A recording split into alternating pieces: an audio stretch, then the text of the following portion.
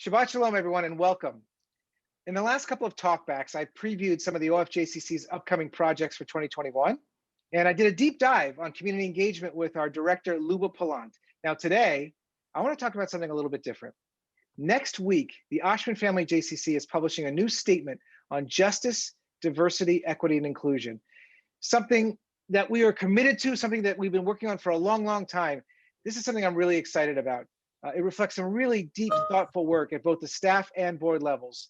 It's work that lies ahead of us in creating a more just and equitable community. So today, I'm talking with two of the people who can tell us about the statement and the conversations that went into writing it. Here with me today is Madeline Chaleff, a board member who was part of the task force behind this statement. Say hi, Maddie. Hi, everybody. And Monique Schulter, who's a part of our staff JEDI committee. That's JEDI for Justice, Equity, Diversity, and Inclusion. Say hi to everybody, Monique. Hi there. And Maddie and Monique, thank you both so much for being with us today. Maddie, I'm going to start with you. You know, you've been a board member at the JCC for close to 4 years.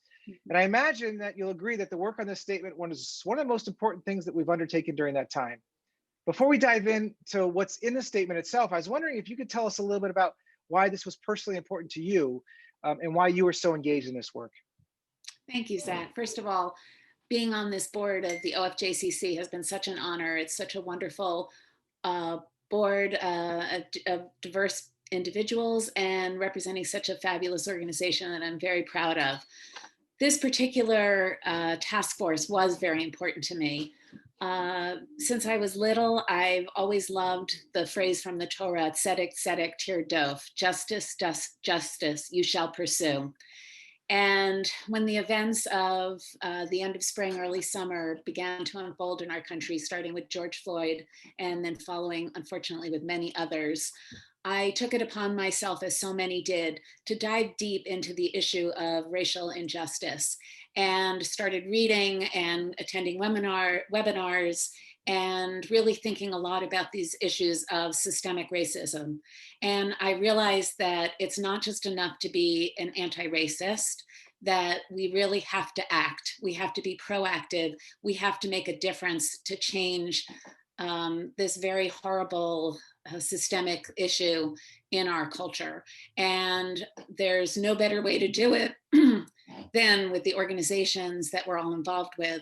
And I was thrilled that our organization, as leaders in our community, said, yes, this is important to us, and we're gonna take hold of it and we're gonna run with it.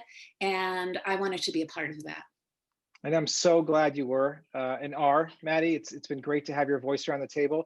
The Racial Justice Task Force has been working on this for a while. It was chaired by the past board chair, Nicole Rubin, and you and several others have been meeting over the last several months. And you've been thinking really hard about where the OFJCC's commitments to change should be. Can you tell us a little bit about some of the conversations you've had, and maybe was there anywhere you've had your own thinking challenged on the issue? Well, everybody's been incredibly thoughtful, and we really care deeply about these issues, and we really want to make a difference to end systemic racism and do our part. I think one of the things that I learned for myself in thinking about racism, it's not just an issue of our broader society, but there's actually an issue inside our own Jewish community. Even though we're certainly not intending for there to be racism. But one of the things I learned that did surprise me, based on a variety of studies, will depend on the number, but it actually, in fact, is about 12 to 20% of the Jewish community in this country considers themselves non-white. And many of these non-white Jews feel a little bit left out, a little bit on the side.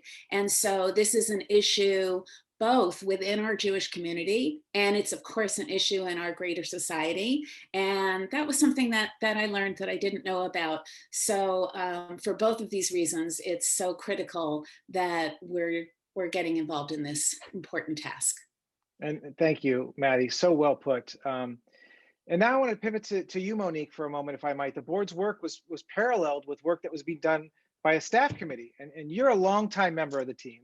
You've seen many changes at the OFJCC. So what drew you personally to working on this project, Monique? Well, so I've been on I've been working at the JCC for 12 years, and a lot has changed from our small trailer of 50 individuals at Cubberley. And as we've grown through the years, I would say our workforce has changed a lot, significantly. And I think what I'd like to think is we're striving to reflect the diversity of the community that we serve. And our own workforce has become more racially diverse, religiously diverse. And I think both Jews and non-Jews alike, and definitely also a growing number of Jews of color are more prevalent in our working community, and which is very special. It's a special time of trying to figure out more inclusion and who we are as a Jewish community, and how we interact in the community at large. What drew me to JEDI is my own experiences as a Jew of color. I may not be the only Jew of choice in a room, but because I don't look like a typical Jew, I've had experiences from people in our own community where they've treated me like an outsider, or I felt invisible. And as a Jew of choice, I have a unique ability and perspective to see things in both worlds, as a Jew and non-Jew. And I've since become very passionate about helping my non-Jewish colleagues to feel included, feel acknowledged, and welcome in our tent, which I think is very important in today's world. I agree, and I'm so glad you've taken this on as one of the causes you care about. The staff committee was really focused on some really weighty subjects: racial justice, diversity, equity. And I understand that the staff in the group came from all different departments and levels of the organization. And to your point, they represented all different backgrounds and ethnicities and religions. So how did you all establish the trust and candor that you needed to talk about these big issues like racial justice and equity? Very carefully. Our JEDI team is comprised of many people from across the agency. We've got director level folks, we've got administrative staff, we have folks from fitness, we have some people who have who are in our housekeeping staff. So it definitely runs the gamut. And because of that, not many people have had the opportunity to work in close groups with each other. So establishing a rapport with each other was critical in order to have some very meaty and passionate dialogue about a very important topic. And we were thankful that we had Sally Korish and Seth Leslie, who really led the charge. And through them, they sort of helped us form a covenant with each other. We wanted to make sure that there were ground rules, that we felt safe, that we could have an open dialogue. Well, there would be mutual respect with each other. And some level of confidentiality with some of the information that we shared with each other, and to really try to have a relationship, establish that trust. And it's so difficult to establish trust with people that might be different from you, might have had different life experiences from you, different religions, maybe different ethnicities, but we all came together because of our common bond or common need to be able to establish this this special project that needed to happen with the group. Yeah. I'm recalling when my kids learned when they were students at the Leslie Family Preschool at the JCC that, we were given 2 ears and 1 mouth, so we should listen twice as much as we talk. And that might have been one of the guiding principles, I don't know, for your committee. But Monique, one more question for you. Your group also developed a document to go hand in hand with the task force from the board. And it's kind of a blueprint for us to use inside the organization. And it commits us to further action on a racial justice education, actively celebrating the diversity of our community through programs, and fostering a diverse workforce with equitable opportunities. This is a really significant set of commitments. Can you tell us a little bit about how you came to those points in particular? Well, the blueprint actually came about when we established a value subcommittee.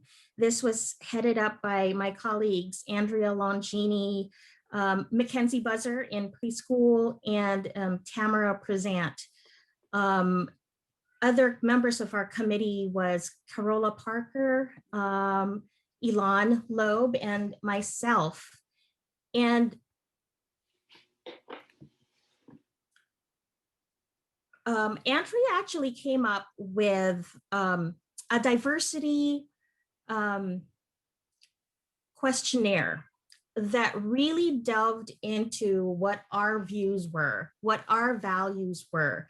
And it really directed our progress. It directed how we looked at things, and how we would move forward with issues that might come up. One of the things we also did was take a look at diversity statements, inclusion statements from other organizations. How did they present that?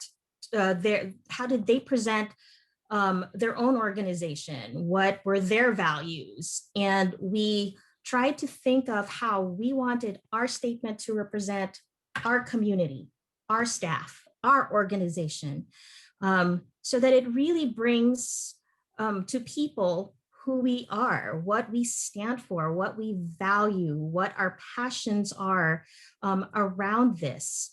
And through working in collaboration with everyone, we eventually started to see that in the core of our very, very preliminary draft JEDI statement was Jewish values and how it transcends it transcends race, gender, creed. The Jewish values are universal values, and we wanted that to be the core of our statement of who we are, and that really directed us on how we wanted to be inclusive, not just with our staff, but also with our members, our community. In this ever-growing world, this international global community, it became a cornerstone for us to have a guide. How do we talk to people? How do we include people? How do we bring them into an open dialogue, a safe dialogue with each other, with our differences? And so it was a lot of work, but we're proud of what we've come up with. And we're so glad that our board saw that and that our board members supported us wholeheartedly. And they've been a really amazing partner for the staff. It's quite empowering for us in the work that we've done to know that our board is fully behind what we stand for. Thank you, Monique. Said beautifully, really. And I couldn't agree more that it was great to have the board also doing this parallel track. So Maddie, I know that the board task force held the staff group's work in very high esteem. So how did your work actually parallel theirs, and what was different, in fact? It actually paralleled quite a bit because just what Monique was talking about, we were blown away with how thoughtful and how much care and love and interest there was in their document, and we really respected it, and we loved the Jewish values piece of it, and we then modeled our statement very much in part after the work that their task force had engaged in. we wanted exactly that. We wanted it to be known that the board was completely in agreement, that we are partners, that this is something we all have to be a part of. And every piece of our organization is taking its role in this important work. That's great. Thank you, Maddie. The JCC's statement ultimately declares our commitment to 5 paths toward advancing racial justice, equity, diversity, and inclusion. And they are, number 1, fostering a diverse JCC as reflected in our members, workforce, and board of directors. Number 2, being a strong community partner on programs reflecting diverse experiences. Number 3, standing with those facing discrimination. Number 4, making a contribution to racial justice through education. And finally, number 5, striving for equity in all that we do. Maddie, as a board member, a volunteer, and somebody for whom the JCC is truly meaningful in your and your family's life, how do you think our adopting this statement will change how the OFJCC makes decisions in the future? Well, I think for one part, I want to commend our organization truly for taking the time and taking the resources to address this at all. This is a difficult time for all organizations. Ours is no exception. During the pandemic, we're making difficult decisions about what programs we can continue, where we have to cut, where we have to pivot, what changes need to be made. And the fact that our organization is saying, this is important enough to us to put this front and center on the board level, on the staff level, in our community, and shows that this is a beginning of a process that we believe in. We want to work to end systemic racism in our society. We are not just taking a moment and making a statement and putting it on a shelf. We are embedding the work within our organization. We know that we as the OFJCC are important leaders in our community. We're important leaders both in our Jewish community and in our geographic community. And we want to make this a central piece of what we do moving forward. Absolutely, we do. Well, Maddie, Monique, I can't thank you enough for all the work that you and your groups have done. I just want to make sure before we go to recognize everyone else who's worked on these teams. Our board racial justice task force, it was led by, as I said, former board chair Nicole Rubin.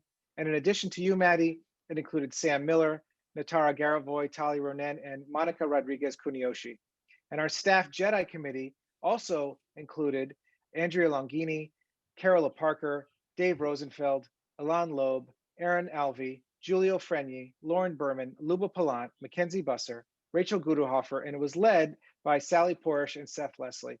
And Tamara Teal-Prezant was also on. Look, I'm so proud of the work that both you and your teams have done. I'm really excited that this is the first step on a path of incredibly meaningful work that we're undertaking together. So thanks to all of you for watching, for participating. Thank you again, Maddie and Monique, for all that you do for the JCC. And to everybody out there, Shabbat Shalom. Shabbat Shalom. Thank you to you, Zack, too. Thank you.